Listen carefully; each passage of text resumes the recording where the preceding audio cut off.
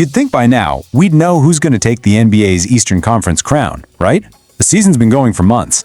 But after all that time, all that analysis, the experts have reached a pretty stunning conclusion.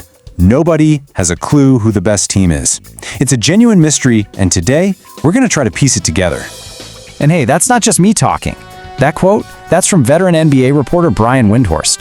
When a guy who lives and breathes this stuff gets asked who the team to beat is, and his answer is, straight up, I have no idea, well, you know something weird is going on.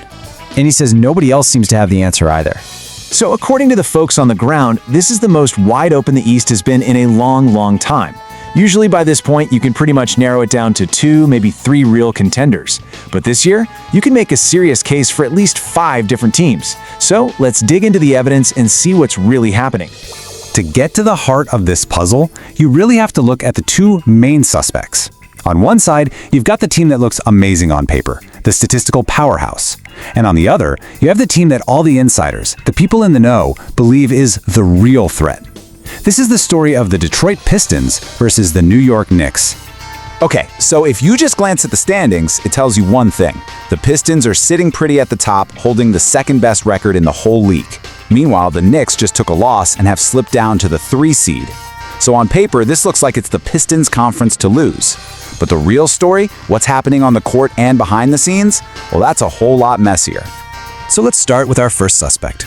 Even though they're not the #1 seed, there's this really strong feeling, in NBA circles, that the real power in the East, it's actually in New York.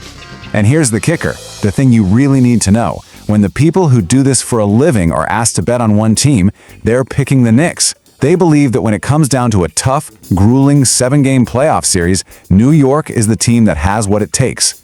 And that number you see there, 18-5, that's the Knicks record this year when their full starting lineup is actually healthy and on the floor together.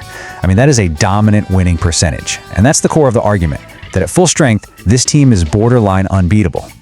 But, and this is a big but, here's the crack in the armor. For all that potential, the Knicks had this one glaring weakness. In that recent loss that knocked them down the standings, their defense was described as just horrible. It's an inconsistency that throws up a huge red flag, and it leaves the door wide open for their biggest rival. And that rival? Oh, they're not just stacking up wins. They're sending a message, loud and clear. The Detroit Pistons aren't just the #1 seed. They feel like they've arrived, and they have their eyes locked on one specific target. I mean, just look at their arsenal.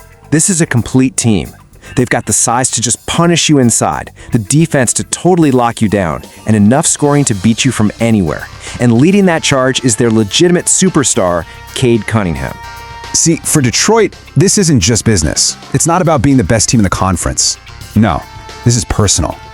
They don't just want to beat the Knicks. They want to dismantle them. According to Stephen A. Smith, this isn't some friendly rivalry. It's a hunt, and the Pistons have been circling all season. And you got to understand, it's not enough for them to just get the W. They look at that Knicks roster, player for player, and they want to physically dominate them in a way that goes way beyond the final score. We're talking about a whole other level of intensity here. This is the message the Pistons are sending out, not just with their talk, but with how they play. In their last 2 games against the Knicks, they have absolutely destroyed them. They're making it crystal clear that when they step on that floor, they're not just there to play a game of basketball. They're there to impose their will. And this is the whole mentality, right? It's that classic Mike Tyson line, everybody has a plan until they get punched in the mouth. Well, the Pistons, they're trying to be that punch. They are challenging the Knicks' toughness, their heart, and their ability to stand up when a fight comes right to their front door. Okay, so we've heard the trash talk, we've felt that intensity, but let's be real. Playoff series aren't won on emotion alone. Every single great team has a weakness, an Achilles heel that can bring them down. So let's cut through all the noise for a second and look at the actual flaws of our top contenders. And it really boils down to this. For the Knicks, it's that defensive roller coaster. One night, they look like an elite defensive team. The next, they're just full of holes. You can't survive a 7-game series like that. And for the Pistons, the question is about depth. If an opponent figures out a way to shut down Cade Cunningham, who else on that team can step up and create their own shot? So you've got 2 powerhouse teams, right? And each one has this potentially fatal flaw. So what's the one thing, the one variable, that could just tip the whole thing on its head and make all this other analysis totally irrelevant? In the end, it might just come down to the most brutal, simple reality in all of sports: health. According to Windhorst, the team that comes out of the East is probably just going to be the team that's the healthiest. It might not be about strategy or who has more talent, but about who can keep their best guys on the floor when it matters most. Which brings us right back around to the ultimate question, doesn't it? Let's just take injuries, take luck, take all of that off the table. A perfect world. Every star is on the court, every team is at 100%. Who are you taking?